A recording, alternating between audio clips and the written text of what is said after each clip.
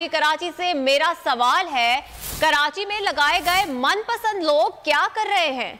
उन्होंने ये भी कहा कि चंद माह में डकैती के दौरान 100 से ज्यादा शहरी मार दिए गए। जवाब देना पसंद करेंगे। बिलाल नासिर के साथ क्या हुआ? हलीम आदिल शेख की जानिब से कुछ सवालात भी पूछे गए हैं। उन्होंने ये भी कहा कि गुलशन मेहमान में ज्यादती करके बच्ची को कत्ल कर दिया गया। 12 साल बच्ची मुबीना टाउन में ज्यादती करके कत्ल कर दी गई। उनका वीडियो बयान में क्या कहना था, आइए देखते हैं। मैं पूछना चाहता हूं कि Karachi police chief, IG Sindh, DIG साहिबान, एसएसपी साहिबान और पूरी फौज जफर मौज जो यहाँ माशाल्लाह कराची में थानों में ला के लगाई हुई अपनी पसंद के लोग, जवाब देना पसंद करेंगे। बिलाल नासिर के साथ क्या हुआ? एनईडी के गेट के ऊपर एक तालिब इल्म महफूज नहीं।